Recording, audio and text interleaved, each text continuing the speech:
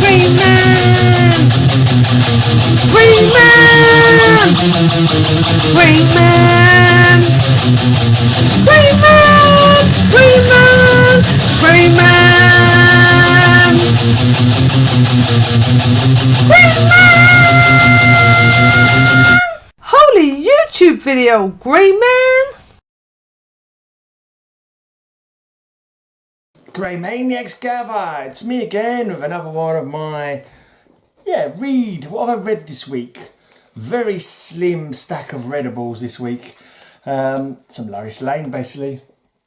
I've got to the batch of Lois Lane that I've been reading, and I picked up again at the end of last year, December last year. I finally read down to them and now I'm reading my way through them. So Jimmy Olsen's coming up next, which is a certain lady in Israel's favourite character. It's not, I'm trolling her, in case anyone doesn't know. Right, so they've only got 3 stories in it. So let's just see if I can go through this. This is number 17. So pretty old.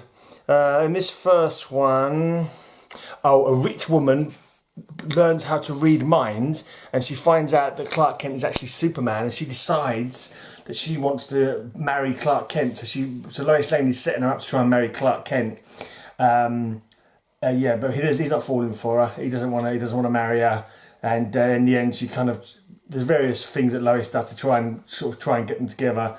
But in the end, this woman, she has this bracelet that can help her read minds. And when Clark refuses to marry, even though she lets her know that she knows he's Superman, she threatens to expose him.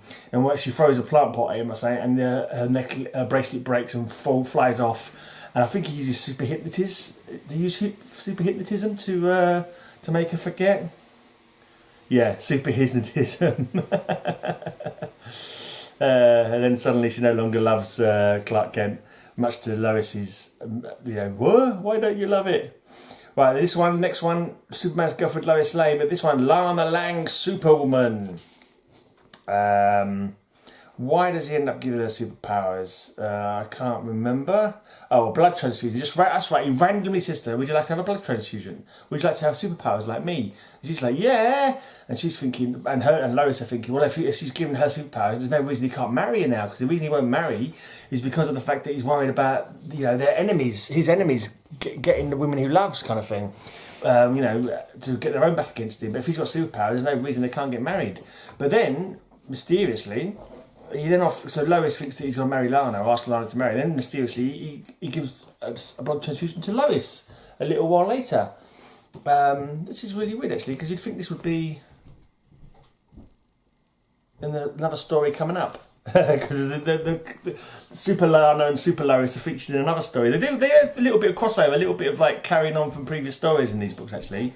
Well, but it all turns out in the end it's only going to be a temporary thing.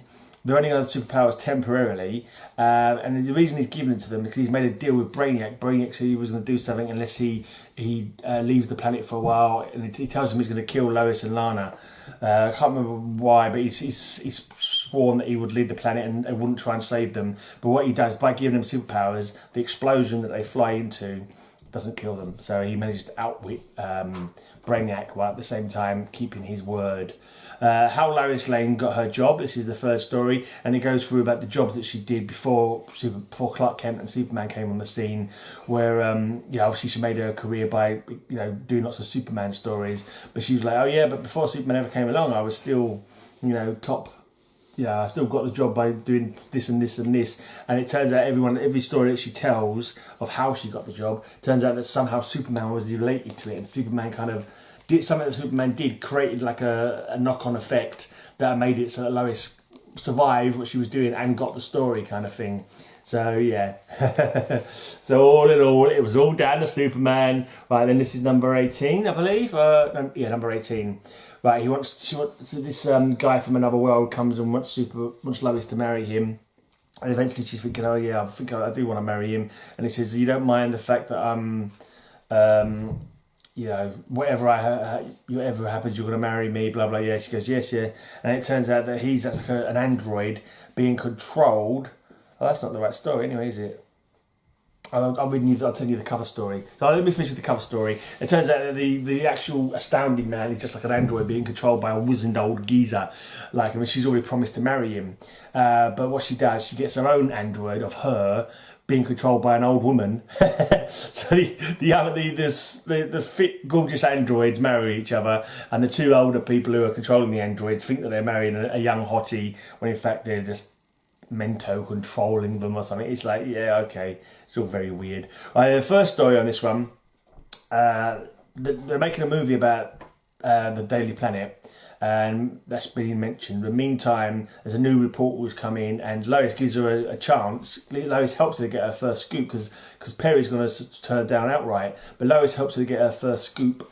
And as soon as she comes in, she goes, okay, you got your scoop, then all right, I'll let you have a job. And it turns out she starts getting all the scoops, like, and getting help from Superman every time she's in trouble. And Lois starts thinking, oh, Superman cares for her more, my job's at risk. And then at the very end, it turns out this girl, this mousy little girl reporter who's taken over Lois' job, is actually a beautiful Hollywood actress, Dolly Day, who's been undercover, posing as a reporter so she could get the actor's way of the method acting kind of way. So basically, she was only pretending to be a reporter and wanting to be a reporter just so she can get the scoop on the best reporter out there, who of course is Lois Lane.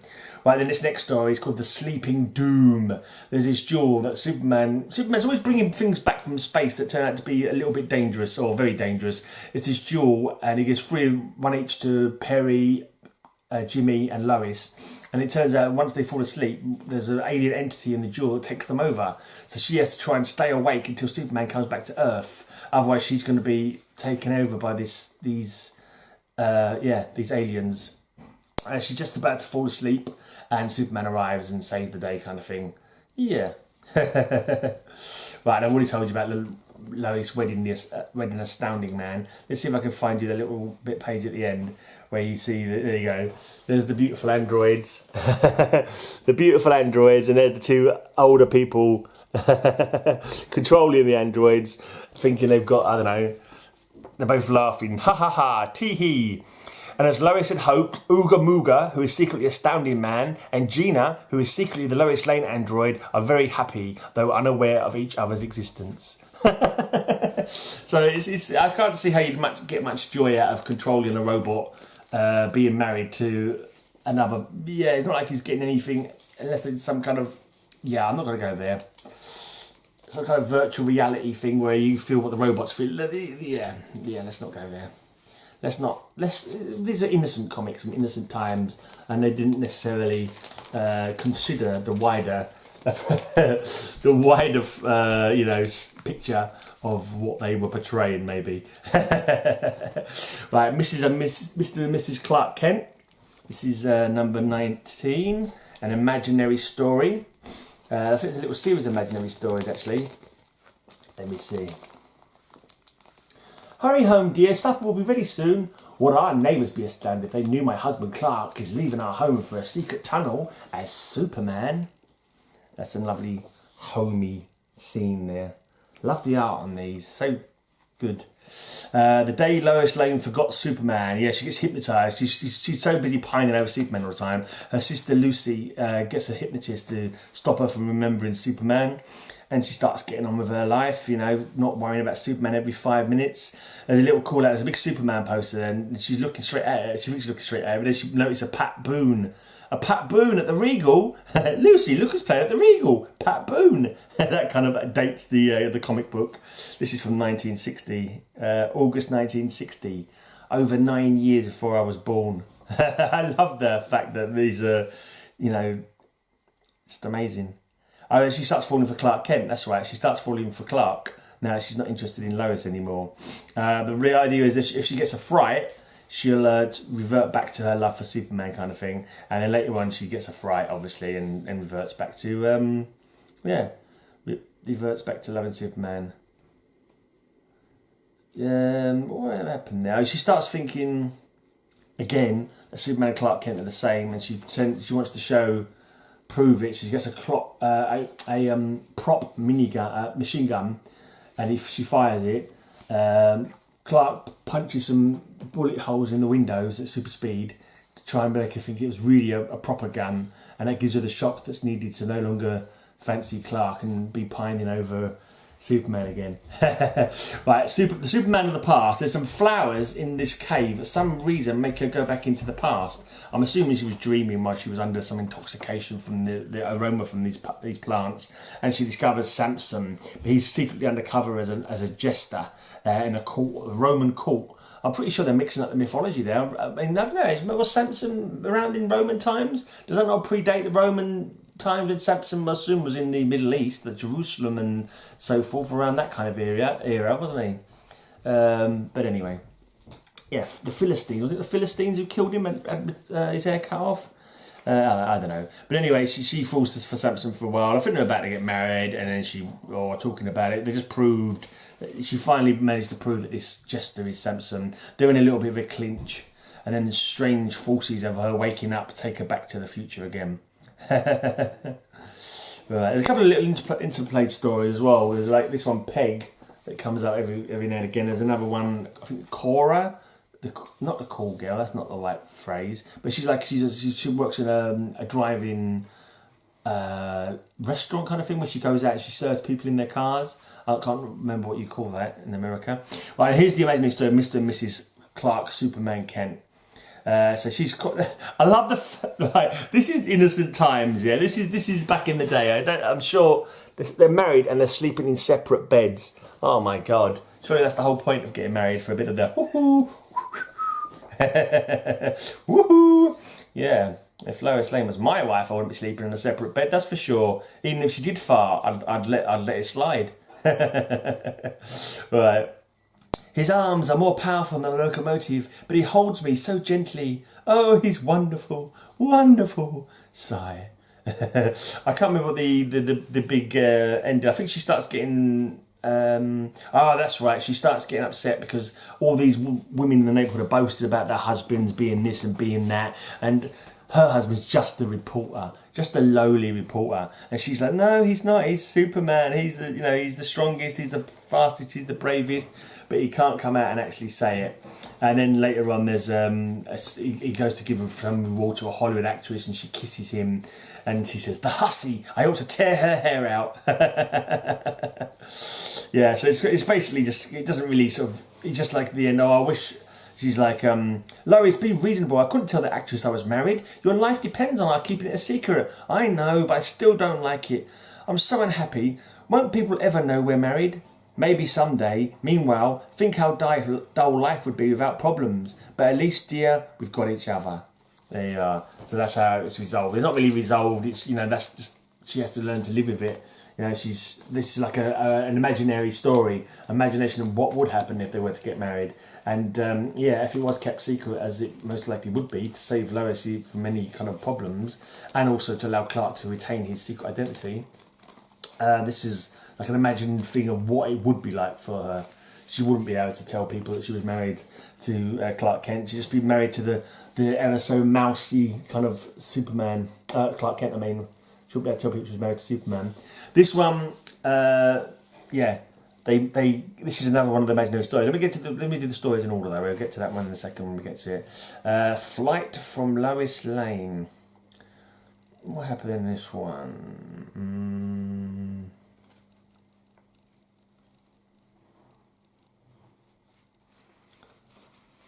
Oh, right, yeah. Yeah, he's fed up with Lois Lane, always trying to find out his secret identity and trying to prove that he's actually, and also getting in trouble all the time and needing to be rescued. So he ends up going back in time and working as a DJ, as a disc jockey, instead of working at the Daily Planet. And it ends up other things getting in the way. So he ends up having an assistant and his DJ job, who's always after trying to work out who he is, kind of thing. Yeah. So it's like different life, but same problems, just different women. It kind of doesn't make sense now that I think about it, because I'm not sure how far he went back in time. Let's just late, right, and then when he gets to Back to the Future again, he goes back to the life as it was, and he meets the woman who was from his other life, who he never ended up meeting because he didn't go back in time, and she's turned into a frumpy Lisa Landis. Her name was Lisa Landis. So it's always got to be a double L. Oh, right, yeah. Yeah, she's trying to prove that Superman was Cora the car hop was the name of the other little mini stories that pops up. Cora the car hop. Do you still have car hops? I bet you don't. I drive through windows now, don't you? Right, the luckiest girl in Metropolis. She's got like she thinks she's got the ability to hear portents and warnings of danger. She went into this Egyptian cave. She was the first one to go into this Egyptian cavern after it's unearthed by archaeologists. Despite the fact that it says, if anyone comes in here, what does it say? It's something like the first person who comes in here will receive word from the gods of dangers or something like that. She obviously poo-poos it, and then she starts getting visions of what's going to happen. But it turns out it was just a ploy by some big villain who was about to go down for some crimes. He was wanted to convince her that the warnings she was getting were real, so that she could trick her into getting Superman to destroy some film on a camera by X-raying it. If he'd X-rayed the bag with the camera in it, the camera would have been film would have been destroyed, and he wouldn't have gone down for the crimes that he was being accused of. But Superman got wind of it. It turns out what happened when she was asleep, they put some. She hurt her eyes and something flashed. They make it so when she went into the cavern, so there was a magnesium flare and her eyes were sore. But they put some transistor in the glass sunglasses she was wearing, so she kept hearing it, thinking it was in her, but it was just like so close to her ear, she was hearing it through her sunglasses. Yeah. Right, now to the cover story. Lois Lane's super daughter. They adopt Linda Lee, Supergirl, in other words. And and she gets jealous because they're always off going to do like stuff together, always off. But she loves Linda. But they're also, when they've adopted her, they've got some person from the care home who keeps wanting to come in and check things and accuse her, and it keeps happening that she keeps seeing the situation from the wrong angle and thinking that Lois is being cruel to her stepdaughter. Like at one point, it's her birthday. Lois's birthday, and Linda says, I did the washing up and there was some problem with it, so she starts using scalding hot water because the dishwasher wasn't working, and this lady from the care home spots her boiling hot dishes kind of thing and accuses Lois of neglect, but they manage to smooth it out kind of thing. And then later on, because they're always out working doing stuff, she ends up having to have like robot replacements of Clark and Linda as to cover up from the fact they're not always at home. And then later on, the Linda robot starts mucking about. Linda's robot must have been a tune-up job. It hasn't been working well lately. One of the robot's bolts is loose. I better knock it back in place. Bend over my knees. And she's whacking the robot's joint back in place with a hairbrush, so it looks like she's spanking her. Am I on the right page? Yeah, it looks like she's spanking Linda Lee, but it's just the robot really having its leg joint popped back in. But the care home person sees it, and she takes Linda off them again. Superman's not too kind at the end, really. It's like she was a complete, Lois had no way of, knowing she was going to come and do that. And it wasn't, she didn't sabotage it, but he says, Lois, how could you have spoiled such a perfect setup? We had Linda for a daughter, and now it's like, it's only her fault, Superman. Come on, cut the lady some slack, for God's sake. She didn't know the blinking care home woman was going to be bloody well spying on her. So, there you go. This has got a bad rap on this. You see the staples right here at the back. Like about, you just see it. So, yeah. So the actual back, the cover's put on wrong as well. So you can see the overlap there where it's falling short. And on the back it's too much. So, yeah, it's slightly annoying. But it's just a bad rap on this comic.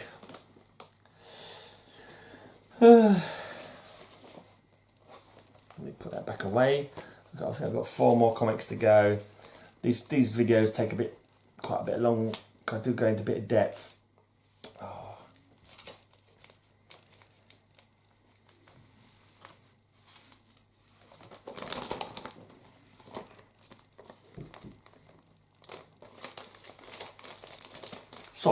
Sorry to keep you waiting, people.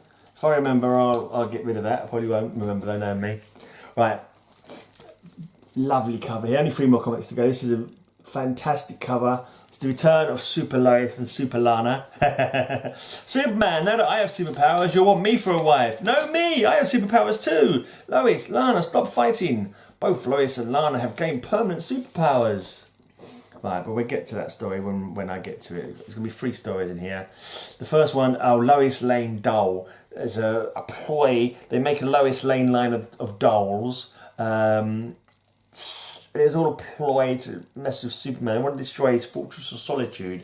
They create a life-size Lois doll, which Lois is helping to model because all the money from the sales goes to charity, so she's supporting it. This life-size Lois doll is supposed to be for a gift for Superman, but it's actually full of bombs. They want to destroy the Fortress of Solitude, but the robot doesn't seem to work. So Lois pretends to be the robot for a bit, for display purposes. She gets bonked over the head. Oh, she falls asleep or something. I can't remember now what happened. But then she gets... oh, yeah, that was really silly. Yeah, because she's pretending to be this robot because the robot isn't working. She's pretending to be this wind-up doll to be in the shop window. And because it cries, the shopkeeper cuts some onions, so she starts crying like the doll does. Then she throws some pepper, so he starts sneezing. And then he throws a sleeping pill into her mouth. So she falls asleep, like the doll's able to fall asleep. It was like, this is so ridiculous. But anyway, so then she gets put into the crate. Superman takes her to the Fortress of Solitude. Harry didn't realise that it was she was actually in there. He didn't hear her heartbeat, or he didn't check to see the robot didn't have a bomb in it or something like that. And all his enemies, you think he'd at least do that. But anyway, she's stuck in the Fortress of Solitude. He's gone home again. It turns out poisonous gas is released to kill off germs. It's really silly. But this gas starts coming out this pipe, and there's actually a sign under the pipe saying, automatic tank. Once a month, spray microbe gas with Fortress to eliminate destructive microorganisms. It's just really handy that the signs on the posts on the underneath the pipe, so that Lois Lane knows what's going to happen. So she starts to come into the fumes, but luckily there's a double of her and Clark who live in Kandor, and the double of her, when she comes to Earth, she gets superpowers. Not because she's not actually a Kryptonian. I think she was an Earth girl, but she's got superpowers from some other means. She's got no superpowers in Kandor, but when she comes out, she has superpowers. So Lois uses like a swapping ray so that she swaps to be inside Kandor, and her double is safe because she doesn't get succumbed to the gas. Yeah. It's just a 2-part story. So we've now got trapped in Kandor. She starts falling for the twin brother of... Yeah, they never mentioned the twin brother before, but there's a Superman lookalike who actually has a twin brother, so there's 2 lookalikes. And Lois starts falling for him while she's trapped in Kandor. So she's falling in love with him. And then we have... they're about to snuggle. They're about to, get in for a kiss. So the thing is that if Lois stayed there to marry that other Superman double, it would have meant that the woman who was from Kandor who had come out to take her place wouldn't be able to be swapped back over again. Because in this story, I don't think that happened later on. That'd be 1 in, 1 out. It was like a 1 in, 1 out kind of policy. So if she had stayed to marry that double, then the woman who was already married, who was her double, Lois's double, who was already married to another Superman double in Kandor, wouldn't have been able to go back. So she knew she had to return, really. But anyway, Superman saved the day. He finds out about the bomb in the Lois robot, the Lois wind-up toy, should I say. Right, I've got a little section here called It's the Talk of the Team, which I think they're doing a little show about it. Maybe a little stream. It's like all teen beat code from back in the day. So I'm thinking I might, I think I might do a little video about that with some of the regulars, some of my friends on YouTube, see if they can sass out the lingo from the 60s. It won't be a very long video, but it might be fun. Right, so the battle between Super Lois and Super Lana. How did they get their powers back again? So they went into some magic lake inside an old Indian cave. According to an old Indian legend, there's a magic lake somewhere here, and whoever swims in it is supposed to gain superpowers. And Lana says it's probably only a silly superstition. And then minutes later, or 3 panels later, so both suddenly ran at super speed, and they both have superpowers. So they're trying to have a friendly competition, which soon gets a little bit unfriendly, as to sort of who can be the best, who can, be most super, who will Superman marry is the main thing, of course. Man, if I was Superman, I'd just say, look, on Krypton, we have many wives. But that's just me. But yeah, 2 would be enough. Because I feel sorry for Lois and Lana. I wouldn't I know Lana's always seems to be the second second choice for Superman. But Lana is cute. Lois, of course, is cute. And, you know, he's super. He's got the stamina. Anyway, let's not go into Fantasy Island. Get those images out of my head. Right, so they're sort of proven that they're super cooks. Lana makes him a giant pizza, which you can see him. He's enjoying the giant pizza there. And Lois makes some pancakes, a massive stack of pancakes, which she cooks on a metal sheet out in the heat of the desert, which he then uses to feed some seamen who are stuck at sea without any supplies. They both carve their heads into like mountains, like a la the whatchamacallit, the Mount Rushmore. Very fetching they look too. They both try and dress up to look glamorous. So Lana gets these jewels from the bottom of the sea, from a ship, and she's all dressed up, all head to toes in jewels. And I was surprised about this. She said, "I hate to say this, Lana, but you look like a hussy." I thought, "Oh, so it's strong language." I didn't think Superman would say that. And then Lois dresses up like she looks like Cleopatra, and they're both laughing. And he says, "Green lipstick, green eyeshadow, green polished nails, a green dress, take it away. It reminds me of green kryptonite, the only substance that can kill me." There's Lois dressed up as Cleopatra, and Lana laughing because she's misjudged. Right, then we have the carving their faces into the mountains. And then they start fighting. It's the all pretense of, like, you know, friendship and Superman will marry me. No, me. And then all of a sudden they lose their powers. I'm assuming the water from the magic lake has disappeared. Yeah, evidently the superpowers both of you received from the magic lake weren't permanent, just as I myself have been unable to give you permanent superpowers too. And since neither of you have superpowers any longer, I can't marry either of you, or your lives will be menaced by my enemies. Oh, then he said, "Well, at least let us know which one of us you had decided to marry." And he goes, "I'll give you a clue. I'll carve their initials in this rock with my heat vision." And so, of course, he carves LL into the rock. And obviously that's both of their initials. Oh, dear. Does love his LLs. My girlfriend's name's Lisa Farmer. I keep telling her she should change her name to Lisa Llama. She could be my super girl. Lisa Llama. That's quite cute as well, Lisa Llama. Right. Here we go. Oh, and Lois gets super X-ray vision in this one. This is number 22. Let's have a look at the stories. The day when Superman proposed. Oh, yeah, he proposed to Lois. Lois doesn't believe him. Lois is like, "Well, this doesn't make sense," and she's sort of testing him. "Why are you doing this?" Like, and she's thinking of all these ways that, you know, is he, you know, just not believing it, basically. And it turns out he got exposed to some red kryptonite whilst he was doing experiments, and the lead glass was cracked, and the red kryptonite affected it, and that's what made him propose to her. Right, then we got Cora the Car Hop, another one-page story. We got a nice little infomercial there, a nice little what do I call them? Public service announcements. Get a grip on your gripes. I need to start doing more of those again. I haven't done one of those for ages, but they don't get that many views, to be honest. It's kind of annoying, but you know, I think they're cute. They're cool. Right, there's a super. Right, she gets X-ray glasses in the most ridiculous way. A rat bites through a electric wire. On the other side of the wall from where these glasses are sat, there's a crack in the wall. It bites through the electric wire. Accidentally, an electronic impulse touches off a series of electronic switches in the Peerless laboratory next door to the opticians. An eerie glow fills the room. Powerful rays intermingle and focus on the lab wall. It's just like, do we really have to work on a story on how it actually become X-ray? We just knock it off in 2 panels, and you know the readers won't care. So she starts getting X-ray vision, basically. She sees through Clark Kent's suit and sees a Superman logo underneath. Long story short, someone's trying to kill Clark Kent for some stories that he's doing against the mob. And he says, when she says, "Hi, look, your Superman costume." He goes, "Yeah, Superman lent me his invulnerable costume to keep me safe from harm." So yeah, that's how he gets out of that one. I got a little half-page story of Peg here.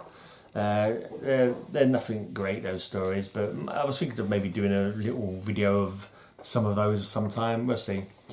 Right, and then in this next story, the sweetheart of Robin Hood. Somehow again she goes back in time. That's right. She puts herself on some green arrows that had been given to Robin Hood by the Wizard of Sherwood Forest, and they make her faint, and she wakes up in the past.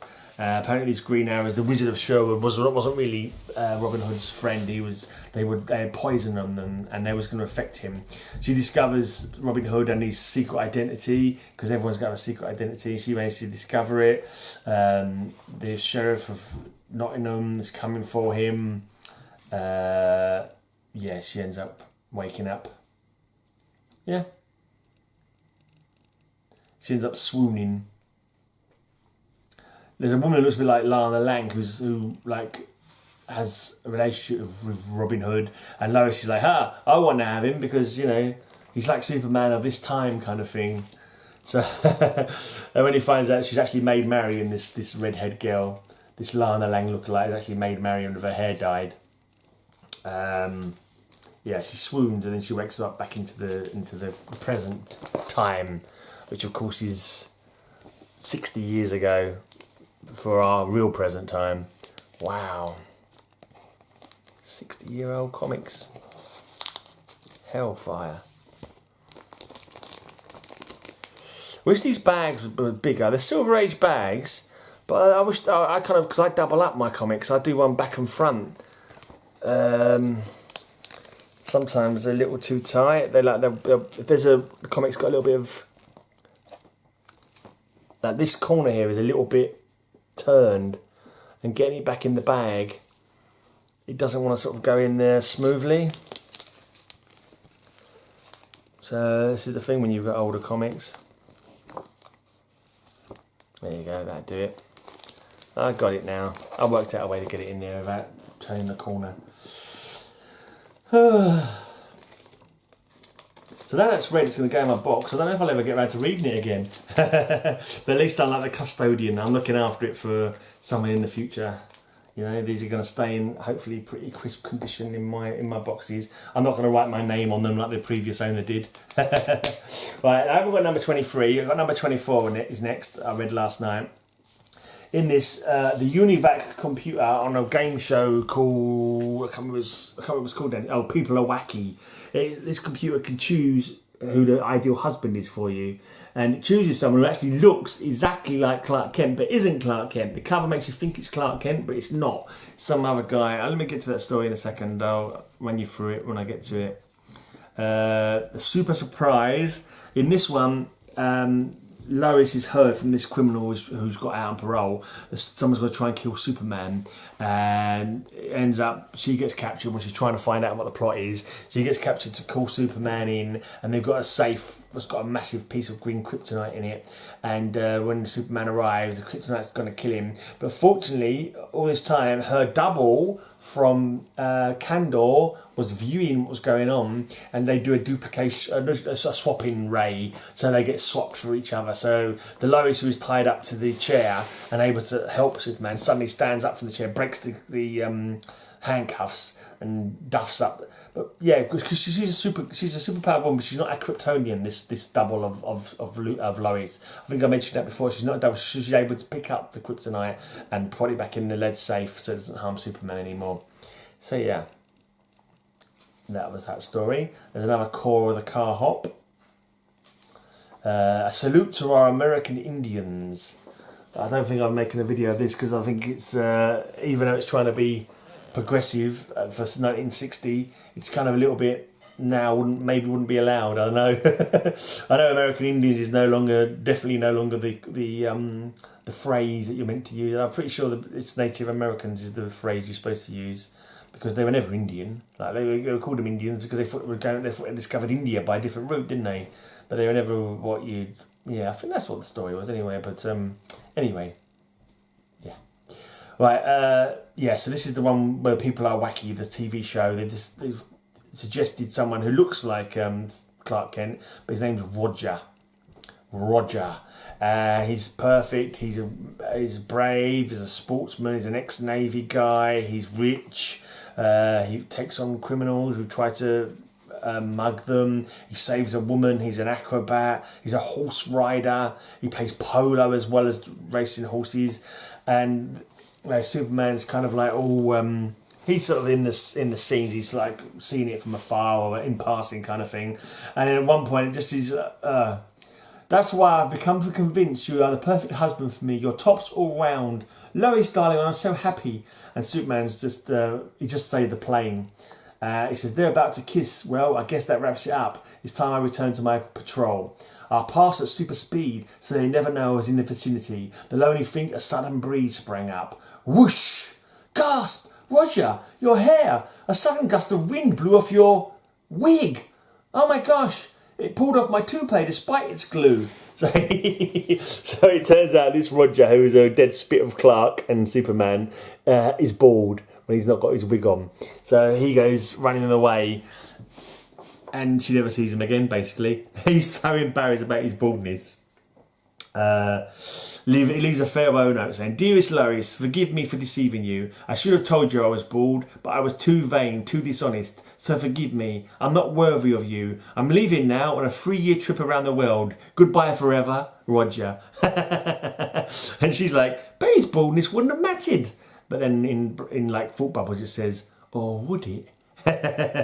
See, you bald guys out there, man cave, other people on the community. Yeah, this is what you need, mate. Beautiful long flowing locks. That's what you need to keep the ladies happy. Right.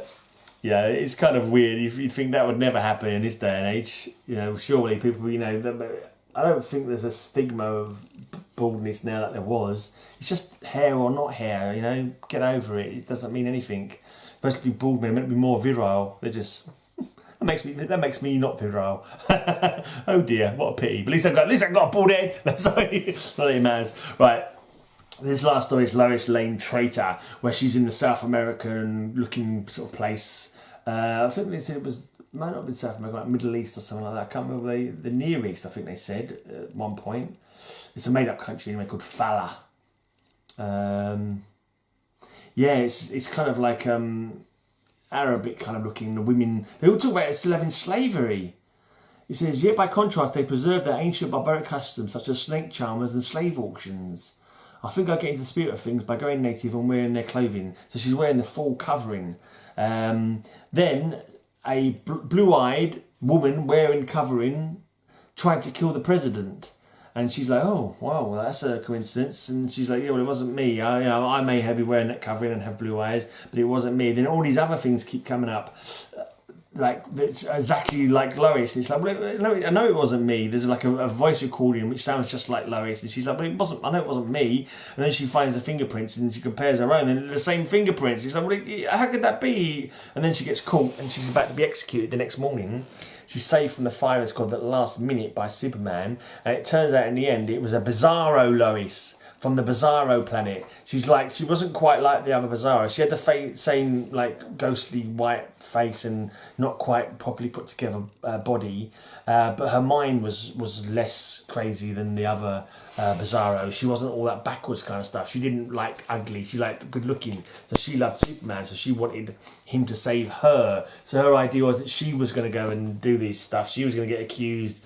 And then I think she was thinking that Superman was going to rescue her at the last minute, and Bizarro Lois would marry Superman, something like that. She ends up falling off a cliff, and Superman's not able to save her because just as he's about to go and save her, he sees a piece of green kryptonite rock at the bottom of the cliff sticking out, so he's not able to get there and save her.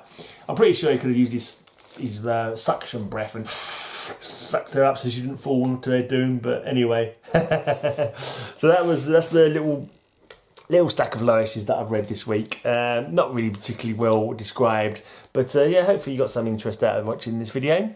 And yeah, I'm sure there was a channel. Oh yeah. Actual Dracula. He needs some more subs. He's quite new. He's taken off though. I think he's got like 20. Yeah? He's got a good handful. Actual Dracula. If you're not subbed to him, sub him up. And I'll put his link down below and at the end of the video. Anyway. I'll be back tomorrow, probably going through some more of box 30. I know I've ordered a couple of comics, but I don't know if they'll come in for me to do like an unboxing video. I've actually ordered a couple of comics. I've completed what I wanted to complete of one of my major runs, and it was just so close that I couldn't resist it. It was quite annoying because they're like £10, £12 each, these comics. But yeah, it's done. It's done! If I pick up some earlier ones from that run, then all well and good. I won't say no to that. But at the moment, as far as I'm concerned, that run is, I've got what I needed from it, or what I decided I was going to collect from it. So that's good. Hey! But you'll find out what that is when they come in. Anyway, did I win something on someone's channel recently? Oh yeah, I already told you about that, didn't I? When I won, on Mr. Miracle's channel. Anyway. I'm out of here. Thanks for watching. I hope you all have a great, amazing day. And until I see you again, may all your news be good news.